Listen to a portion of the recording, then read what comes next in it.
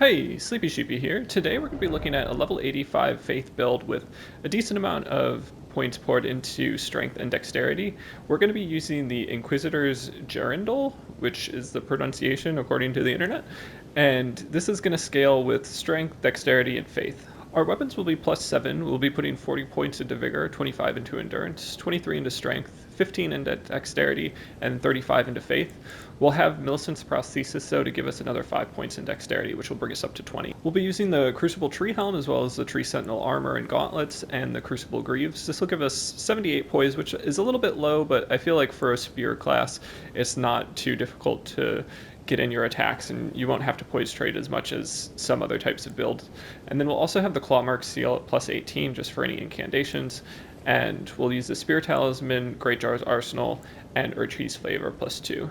The Inquisitor's Girandole is the split damage weapon with fire and physical damage, so we'll be using the Flame Shrouding Crack tier as well as a Crimson Bubble tier to boost our HP when we're close to death. The moveset for this build is probably the most versatile in terms of any weapon class in the entire game. So for light attacks you have pokes, for dual-handed light attacks you have pokes, for heavy attacks you have pokes, for jumping attacks you have staggered pokes, for crouching light attacks, you also have pokes, and then for crouching dual-wield attacks, you have pokes, and then jumping heavies, you also have pokes, and then backsteps, some more pokes. So really, you're going to have a lot of pokes at your disposal. To vary things up a little bit, we will be using the Clawmark Seal, so I put Catch Flame as well as Stone of Gronk on here, which I think is a lot of fun. You can definitely free aim this, and it's a good use of your FP since the Ash of War for this is going to be charged forth, and it's not going to be something you can change. So just having a little bit of versatility on there is nice, and we can take advantage of the extra faith that we have for this build. So that's going to be my approach, and we'll try to vary things up a little bit, but the pokes are going to be kind of the bread and butter of this build. That pretty much covers everything that I wanted to say about this build and the moveset. I'm also trying to hit 1,000 subscribers, so if you wouldn't mind considering subscribing, I'd really appreciate it. But yeah, let's just go ahead and jump into the invasions. 3v1. I start going up the ladder to get to my opponents, but they decide to go for a jumping attack, which does, close to a third of my health. So I'm wondering if they're a little bit over leveled here. I'm able to get a couple good spear attacks in and just kind of navigate this lightning and determine that it's worth it to try and go back into it to get some running attacks off. And I do manage to get another running attack off, and then you'll take a look at the runes that I just received, and it turns out that was a max level phantom. So it's happy to kind of have that mitigated early on in this invasion. And then we have just the other phantom down here at this time, and they're going for the Eleanor's Coldblight Ash of War, which I think opens up a good opportunity to go for Stone of Gronk, and also pairs well with the giant boulder that's rolling at them. So I managed to hit them with Stone of Gronk a couple times, and then go for just a chase down with the dual spear setup. And that's really where they shine, is just as chase down weapons. So that works out in my favor, and I get another healthy chunk of runes for that phantom and go up the ladder to find Let Me Solo Her, the one and only. Although maybe it's not based on their PvP skills, they could be just an imposter. So they start rolling around, and based on the levels of their phantoms, I feel like we need to have some sort of confrontation at this point. So I start just kind of varying up my attack patterns, going for some of the giant boulder throws, and even switch it up over to Catch Flame in just a moment. I do manage to hit them with the boulder, and it's definitely a fun weapon to use. I feel like it's just kind of a good way to practice free aims, and something that's a little bit interesting, and you might get a decent amount of damage in the process. So they're really just rolling around. Eventually they do start attacking with Rivers of Blood, which is just classic. And I feel like that's a good opportunity to go for parries, although my Rivers of Blood parry timing appears to be a little bit rusty, so I whip that first one and take a decent amount of damage, get some blood loss buildup, but I'm confident that I could go for another one soon, so I start chasing them down, seeing if I can bait them into some attacks, just because, for the memes, I feel like we got to do it. So eventually I do go for one more, and I am able to parry the second one and go for the weapon swap and grab that full riposte there. So that ends up working out well in my favor, and we take care of the group of 3. Next up we have what starts as a 2v1, and this one was a little bit interesting. We have a lot of arrows being shot my way, so I definitely want to apply a little bit of pressure to the host, if not outright kill them. I think the amount of arrows coming my way is just a little bit distracting, so I want to discourage that as much as possible. If they die in the process, I'm a little bit willing to accept that. I'd rather go for the phantoms first, but that arrow spam is something that's frustrating me a little bit. So I begin to chase down on the host, crit them for one hit, and then, you know, start seeing if I can get the second one that might do them in, and just try to avoid the incoming attacks from the Phantom and the blue. And I like this moment a lot coming up here. We have somebody going for the spell, and I just kind of do a 360 around them and manage to grab a backstab despite not being locked onto them.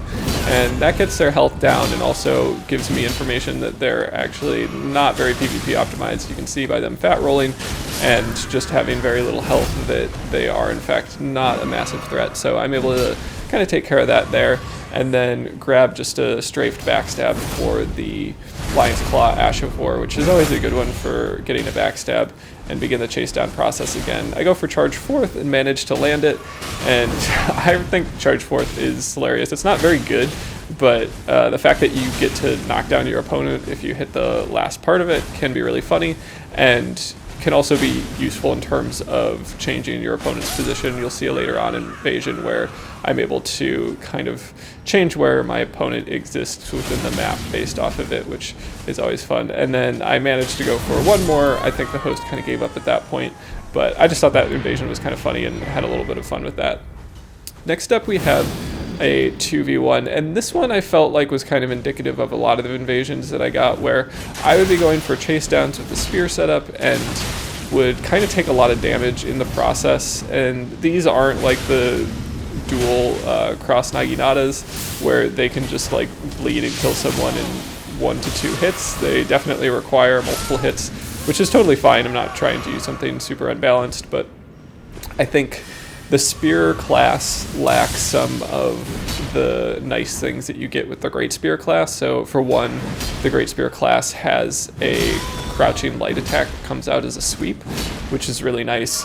And for another, these particular weapons only have the Charge Forth Ash of War available to them, so you can't put things on that may be really nice for crowd control. So something like Black Flame Tornado or Flaming Strike, or just something that has some sort of AoE. These are very, like, they have a very narrow line of focus in terms of their hitbox. So they are amazing for chase downs, but in group scenarios, these particular weapons are something that, you know, you may struggle to just kind of deal with the crowd control appropriately, whereas other weapons with Ashes of Wars that you can change are going to be a little bit better for that type of thing. So next up we have a 2v1. And this one was one where I was trying to just kind of navigate the space well. I was using a lot of volcano pots just to kind of give myself a little bit more space. I found that, you know, using those is a great way to chip your opponent while also giving yourself an opportunity to heal in some cases. And they are just something I'm trying to include in my repertoire a little bit more. So I'm able to land Charge Forth kind of in a surprising instance. I think had the host applied a little bit more pressure, that might have been effective in terms of preventing me from landing the full Ash of War, but they either were out of stamina or just weren't close enough to help their teammate out, so I was able to land that full thing. And then I go for it again and manage to land the full thing again and see that my opponent doesn't have a ton of health, so I start going for a chase down, but every time I'm about to kill my opponent, I get stun locked by the Colossal Sword. So that was something that I found a little bit frustrating with this specific build. Is it's very good for chase downs, but if you have a group of people that are trying to stun lock you out of the chase down, they can often be effective at that, and you may not get that last hit in that you need to. So the Stone of Garank was honestly a nice way to have just a ranged attack, although it is something that can, you know, require a little bit of time to perform. So there's the first Charge Forth that I used to kind of change the opponent's placement on the map. That one off the ledge I thought was pretty funny, and I really enjoyed using Charge Forth in this particular invasion, so I will be using it again. So here I go for it and hit them, but don't manage to get them off the ledge, so I'm confident that with a little bit more effort I might be able to do it. I start going for it and just get a Lion's Claw to the face, so not great there, but there I do manage to get them off one more rooftop and just kind of jump down and say hello. And here I was still kind of in the recovery animation from that fall, go for Charge Forth one more time, and nearly died a Lion's Claw, which has quite a bit of hyper armor. So I just kind of back off a little bit, get some health going, and they're really in a sticky situation in terms of the PvE that's around them. There's some that's going to be in front of them and behind them, and I'm not sure that they know this map extremely well, so they are kind of backing up into a large group of PvE, and that begins showing, you know, just kind of becoming pretty effective in terms of the damage that they're taking. So the PvE and I just kind of worked together after a couple of good charge force off of a couple ledges. So I thought that one was kind of funny, not maybe the best display of skill in terms of my part, but just kind of a good time in terms of using the Ash of War. This next one was also kind of just a very quick one where you can see how much damage we get with the charge force, or the dual spear attacks, especially if they don't have a ton of HP, and then we get a free aimed Stone of Girandole to just kind of finish off the kill, which can be nice if you don't want to go for the full chase down or you're concerned. One thing I will mention about going for chase downs is if they have a very small amount of HP left, it behooves you to just go for the light running attacks rather than the two-handed running attacks, because you just need a little bit of HP damage, and it's not worth the extra stamina to go for one of those dual attacks. Like you don't need to do the extra damage associated with both of them, so using just the single weapon will be a little bit less stamina intensive, so I definitely recommend that for chase downs. That was something that I definitely tried to be aware of, but was not the most easy thing to incorporate. But you know, had I wanted to stick with this weapon class long term, I think that would be something I'd try to incorporate more often. That last one was just a quick 2v1 with another Stone of Girandole finish, which I just, you know, that particular incantation I think is so much fun. But this next one is a 2v1, and it starts out pretty solidly. We have a mage that's not doing too much damage, and then a Vikespear user that I'm able to get a backstab on pretty early on. And here I begin the chase down process with the dual spears, and it's really a bit of a struggle to manage the stamina. So you'll see me crouching fairly regularly just to get some stamina regen, and I try to also put a little bit of pressure on the host when I think that the Phantom is not going to be chased down to death there. And I don't want to get hit by too many spells if I can avoid it. So I'm just trying to kind of switch off and make sure that the host doesn't get too comfortable in terms of having freedom to just kind of cast unlimitedly.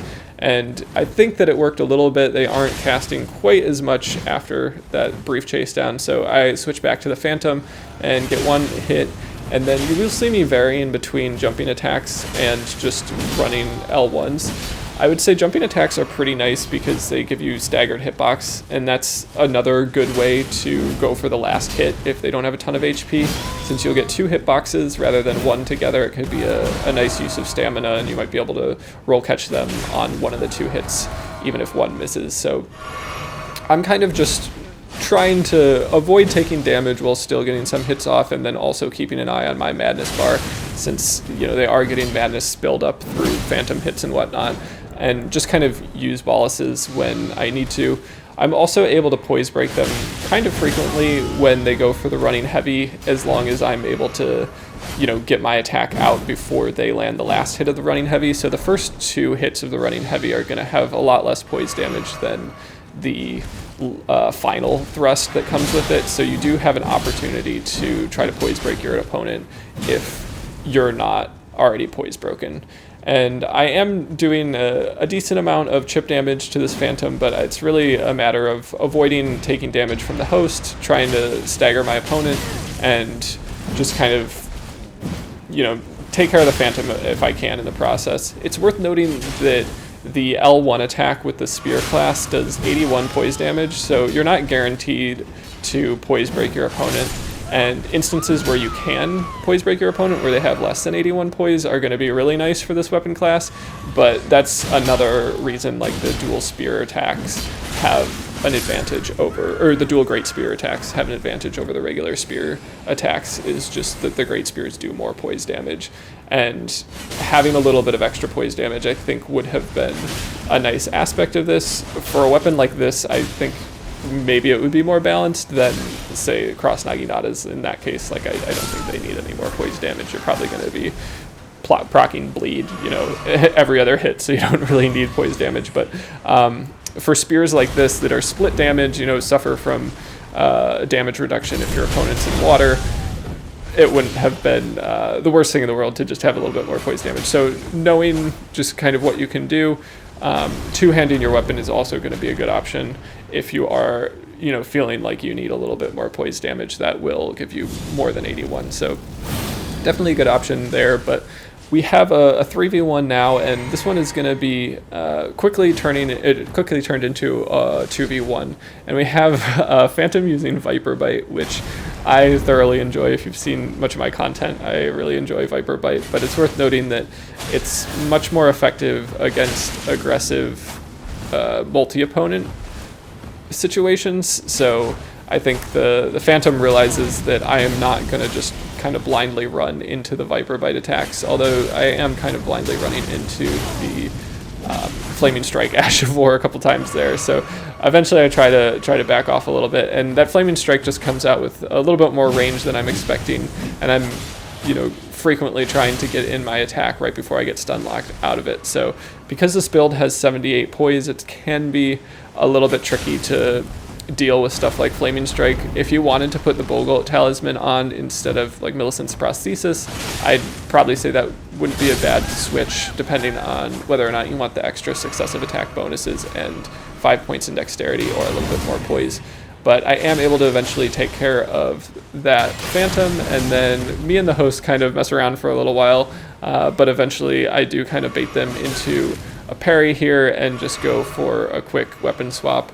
And I'm trying to incorporate that more into my just kind of general play style, and always being able to have a Misericordia on hand to do maximum crit damage. I think it's just kind of a fun way to get used to swapping and vary up my play style a little bit. So this next up is a 3v1 in Lanedale, and this one was kind of interesting. There was a wizard doing a lot of damage and then two pretty passive phantoms. So not my favorite type of situation, since when the host is a wizard, I'm usually trying to delay killing them until later, whereas they would probably be the most practical to kill early when you have everybody kind of playing passively. So I'm trying to bait them out a little bit, and they're not super interested, so I start throwing some consumables, manage to hit the host there with just a frost prot, and then I do start getting kind of a one-on-one situation with somebody using dual thrusting swords, and just try to zone them so that my body's a little bit preventing them from going back towards their friends. They get stuck in a corner, and I'm able to turn it into a 2v1, and they again start backing off. And here we have kind of a weird situation. First I go for a freezing pot, and it probably wasn't the play, ends up being a trade with a spell that does quite a bit of damage. And then here I'm trying to use the corner kind of to my advantage, where I'll be able to get some attacks in on the Phantom, and the wizard spell will hit the corner. It works somewhat successfully. Sometimes the animation of the spell looked like it just kind of hit the wall, but would kind of continue on towards hitting me. And I think that they didn't really like that situation, so they continue to back up a little bit. And here I almost killed a Phantom. I think I went for a light attack there, just a one-handed one, and that wasn't enough to kill them. So you definitely want to be sure that your next hit is going to do the final bit of damage if you are going to go for a light attack. But I accidentally killed a host in the process, but still managed to kill the last Phantom before the invasion ends. So I would say definitely a success there, but it was kind of an odd spot to be in. One thing I also did want to mention is that these weapons do blood loss buildup. I think it's just 50, and you don't get any arcane scaling, and you can't change that because you can't infuse the weapon. So I would say it didn't really come up very frequently at all. Occasionally, if you get in a lot of successive attacks, you'll probably proc the bleed, but I don't think putting the white mask or something on would really make sense. I don't think you'll be getting bleed procs very often, so that's just something to be aware of. And I don't think you should optimize your build at all for getting bleed procs with this particular weapon set, especially after patch 1.07, where they kind of nerfed the amount of status proc that you get from dual wielding weapons. So this next one is a 3v1 that does turn into a 2v1. We'll have somebody that just kind of lags out at a certain point, but we have a blue that's really into their Ash of War, Bloody Slash, so kind of keep an eye out for that. They also don't have a ton of health. You can see just the 79 damage, and then the around 500 that I did with the dual spear attacks does most of their health. But here I kind of got frustrated. I wasn't able to get that last couple hits in against them. They just kind of hopped up onto that tree, and that blocked my attack from finishing, so I go for one more attack there and do most of their health. They're out of heals and then manage to kill themselves with Bloody Slash, so I always find that kind of hilarious when that happens. It does take a little bit of your HP away, especially if you're running next to no vigor. It may be an issue, so probably not the best Ash of War for someone in that circumstance, but I guess that's the build that they wanted to go for. And then here we have kind of a back and forth when it comes to this dual katana user. They've got Moonveil, so I'm trying to play a little bit more defensively than if they didn't have Moonveil, and we also start seeing some lagging from the Phantom. So I throw some pots in their direction just to see what will happen, but now they're running in place, so I kind of feel like they're a non-issue, and then they will be getting the hole disconnected a little bit here. So it's really just a one-on-one situation, and this weapon class does pretty well for one-on-one situations, assuming your opponent doesn't have too much range, but especially if your opponent doesn't have too much poise. So this opponent wasn't doing too much damage, and I was just trying to space Moonveil appropriately and get my rolls in, and I'm able to kind of back them into a corner and get the finish with the dual spear attack. So this next one is a 3v1, and this one I thought went really well. It was kind of delayed in terms of how much of a team they functioned as. They did have one Phantom that got pretty aggressive pretty early, and another Phantom and Host that just kind of stuck back. And this one Phantom coming in all on their own was pretty beneficial, especially given the amount of health they had. So I was able to get 2 quick attacks in before they kind of had backup, and was just able to roll some of the incoming attacks while going for that Phantom. I guess the host kind of appreciated that, so got some acknowledgement there, which was always fun. And then I start going for the other Phantom, which has a dual curve sword setup, and I feel like a dual spear setup is going to be really solid as a way to kind of counter dual swords, curve swords that is. And I do take some hits in the process, but definitely feel like as long as I don't get too many jumping heavies from the host, I'll be able to do decently well. And the Phantom gets kind of far away, but I kind of free aim a frost pot there and just managed to get the kill.